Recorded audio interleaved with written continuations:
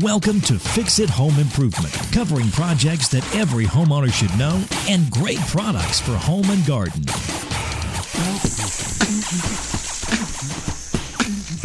Hi, I'm JC, and this is where we share weekly home improvement tips. I'm here with my co-host, Cindy. Hello, JC. Hi, Cindy.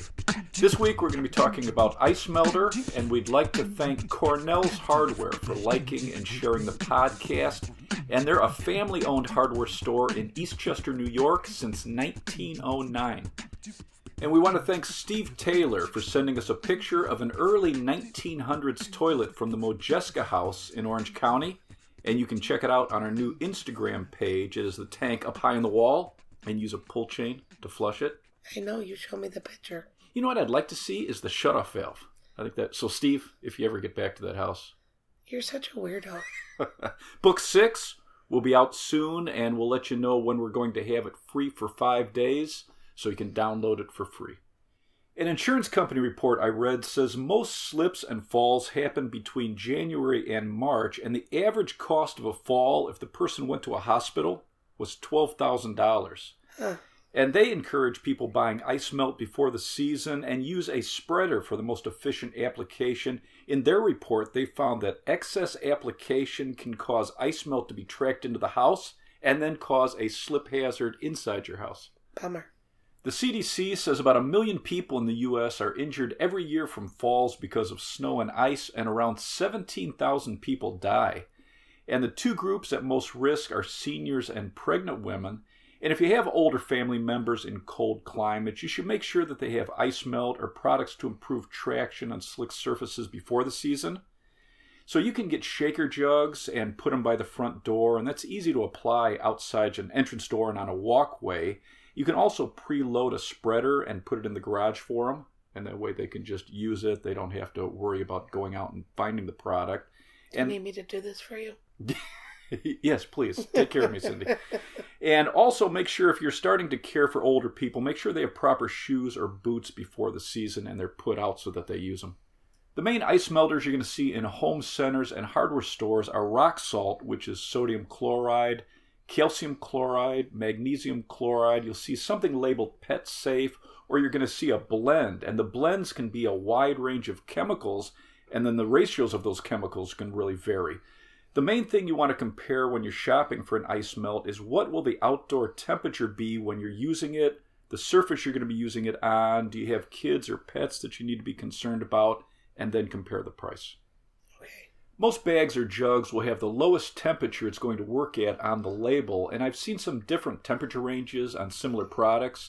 So use this as a general guide based on their application rate on the label. For most, it's going to be the amount in cups for a 3-foot by 3-foot area. So I saw a few ratings from an insurance study for effectiveness, and they found that sodium chloride worked well to around 15 degrees Fahrenheit, and it was the least expensive. So is that like rock salt? Rock salt, exactly. A sodium chloride, magnesium chloride blend worked well to -5 degrees Fahrenheit, and it was a step up in price. A sodium, potassium, calcium blend worked well down to -10 degrees Fahrenheit. It was a little bit higher in price. Sodium, magnesium, calcium blend worked to -20 degrees Fahrenheit, slightly more expensive. And then calcium chloride works down to -25 degrees Fahrenheit. It's generally going to work at the lowest temperatures, and it's usually going to be the most expensive. Because the outside temperature is such an important part of how well the ice melter works, I looked at some of the coldest average temperatures between December and February. And the top 10 states, Alaska, the average temperature is 2.6 degrees Fahrenheit. That's not a lot. It's not a lot of degrees. And the coldest temperature ever recorded in the U.S., Alaska, -79 degrees Fahrenheit. Huh. North Dakota, 12 degrees. Minnesota, 12 degrees. Maine, 16 degrees. Wisconsin, 17 degrees. Vermont, 19 degrees. South Dakota, 19 degrees. New Hampshire, 21 degrees. Montana, 21 degrees. And Wyoming, 21 degrees. Hawaii? Yeah. 67 degrees. That's their average temperature. So if you don't get very cold temperatures, a less expensive blend is going to do the job. You're not going to need as much product, and it's not going to cost as much. I went to a few local home centers and hardware stores here in the Chicago area, and they all carried rock salt, calcium chloride, a couple of types of blends, and a PetSafe product. And most of the labels I looked at recommended a 1/4 cup per 3 foot by 3 foot area for the best results. And rock salt was between a 1/2 cup and a cup for a 3 foot by 3 foot area. That's a big difference. Yeah.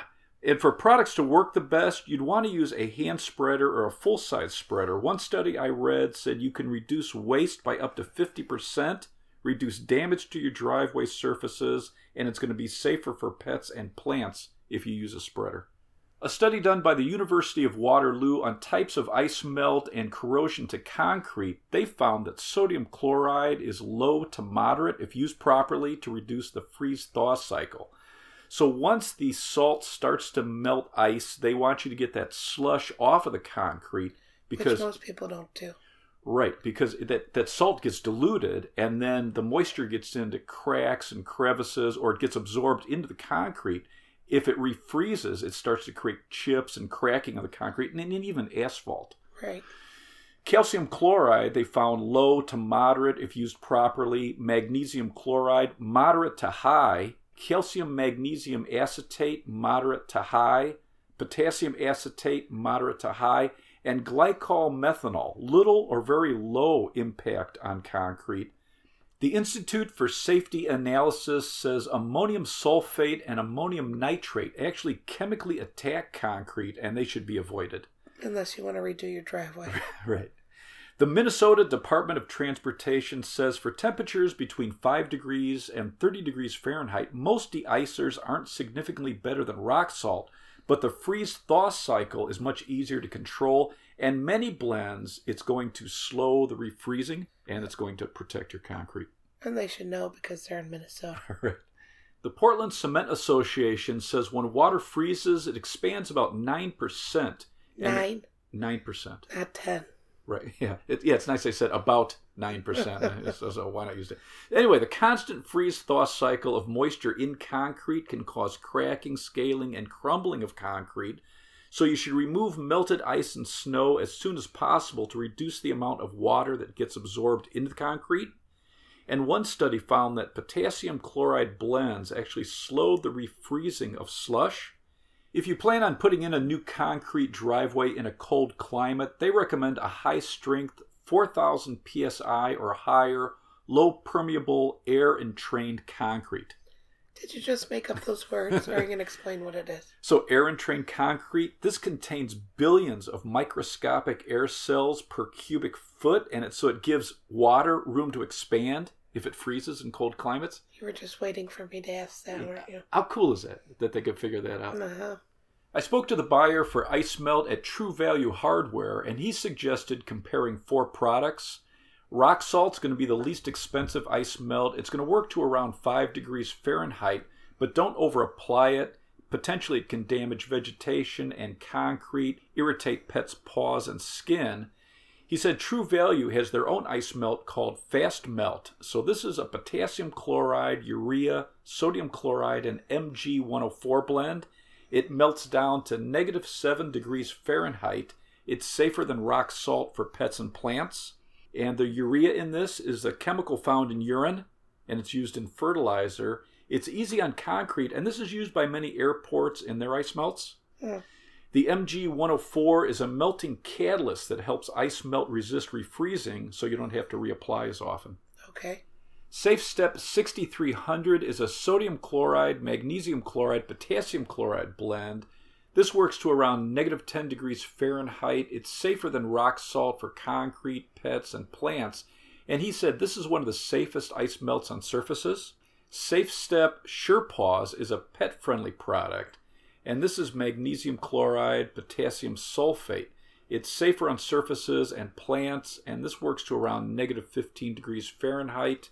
But you have to follow the directions. Right. And if Do you're I sound cool today or what? Yes, you do. I hope this sticks. And if you're looking for Pet Safe, don't go by the pictures you see on some of the bags or the jugs. Just because it shows kids and dogs playing in snow, it may not be the best product for your pet. You want to look for Pet Safe and check the ingredients. I spoke to Snow Joe about their Melt EB environmentally friendly blend. So it's MELT and then just the letters E and B. This is a sodium chloride, magnesium chloride, calcium magnesium acetate blend. And sometimes you'll see CMA. The Federal Highway Administration says that CMA is low corrosion, it's safe for concrete, and it reduces the corrosion from chlorides. It has low toxicity and it's biodegradable. And CMA works differently than other ice melters. It doesn't create a brine and it doesn't move off the surface easily, so it stays in place. It's going to help prevent snow and ice from sticking, so you're going to need less applications of an ice melt. And they suggest putting down a product with CMA before a storm. It's going to be very effective at preventing ice and snow from sticking. And the Federal Highway Administration says from their tests, when CMA is added to ice melt blends with salt, it inhibits corrosion. So pretty interesting science behind some of these ice melts. Exciting. Bare Ground Solutions has a magnesium chloride liquid with a corn-derived corrosion inhibitor, and it works to around negative 20 degrees Fahrenheit. It's pet safe, and it's called MAG+. It's MAG+, and Bare Ground, the bear is spelled BARE. You apply this with a pump sprayer before a storm, and it's going to prevent ice, and it melts snow before it starts to accumulate. So they're saying this will prevent 2 to 3 inches of snow from building up, so you're going to have less shoveling if you get it down before a storm. And 1 gallon is equal to about 50 pounds of ice melt. They say it's safer for concrete, brick, and stone surfaces, and it has unlimited shelf life. It's also listed as USDA Bio-Preferred, and that means the ingredients come from renewable biological resources. They also have granular ice melt coated with their MAG Plus for less corrosion and faster melting.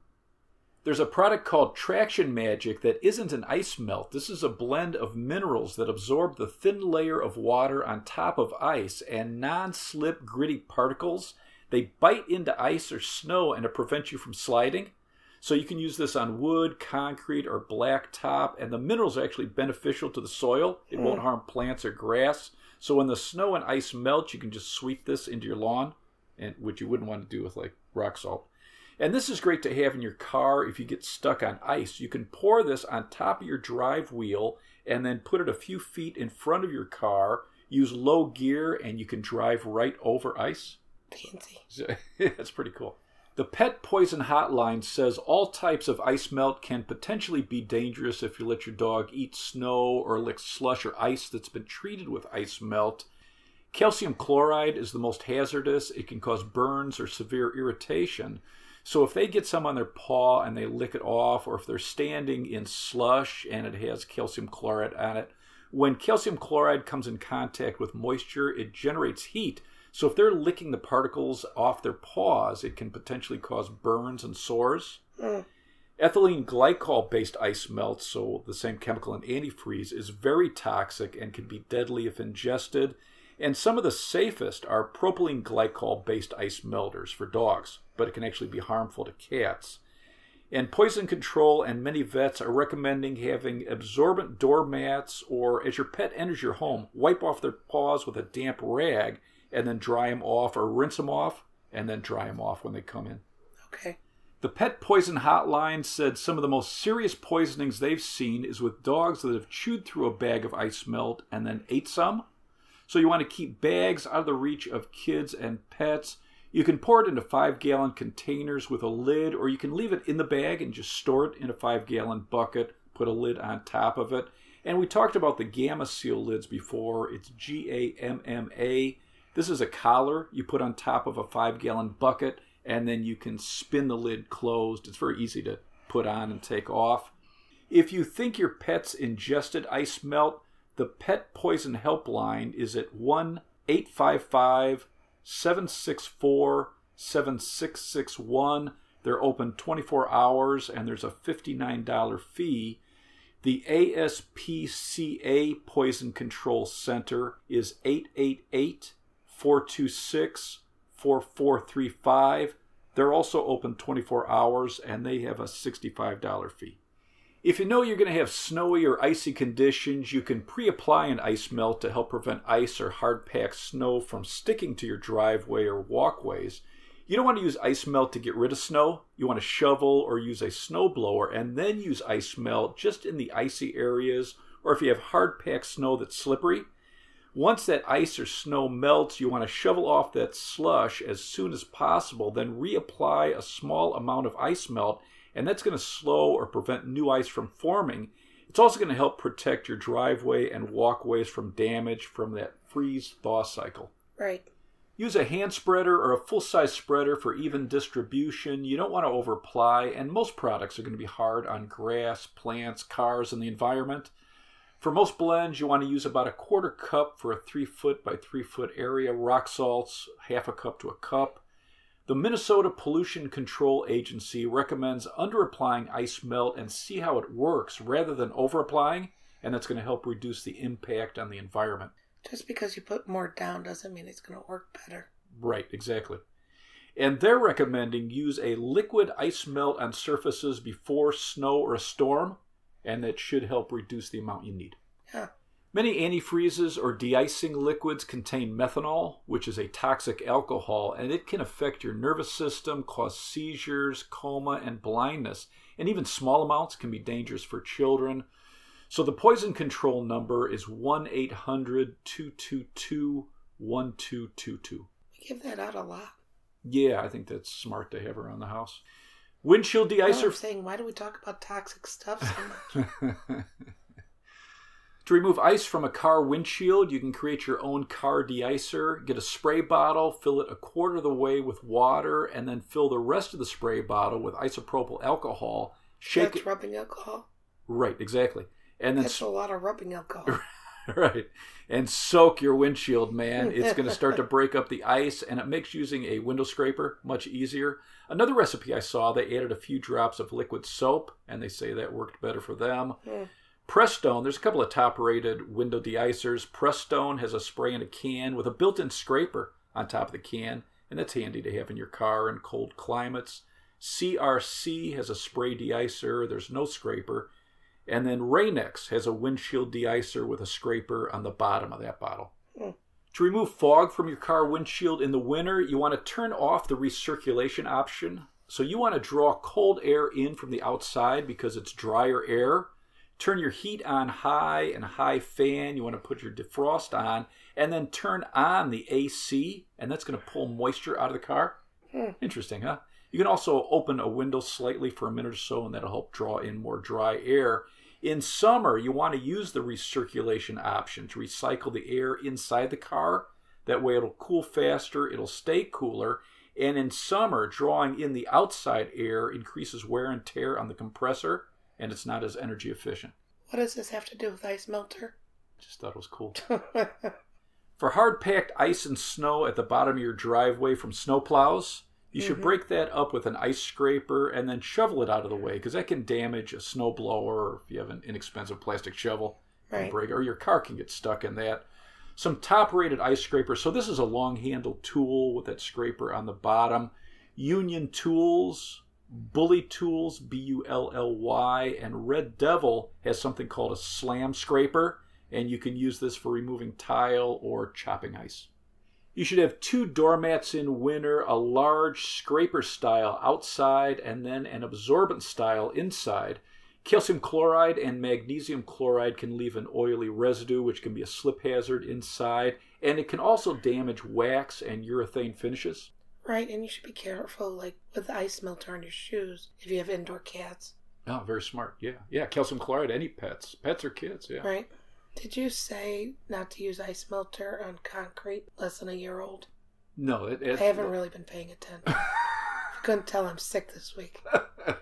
Yes, most manufacturers say don't use most ice melts on concrete less than a year old. Some mixes, they don't want you to use it on concrete that's less than 2 years old. So make sure, I would check. Read the label.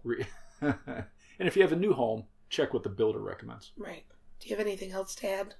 You should pick a product based on your average temperature, your driveway surface, if you have kids or pets, and get the lowest temperature rating for the best price. If possible, apply a small amount before a storm or snow, and that's going to help prevent ice and snow from sticking. Use a spreader for the best results, less waste. There's going to be less damage to the environment and surfaces. You're going to have less product tracking into your house. Mm-hmm.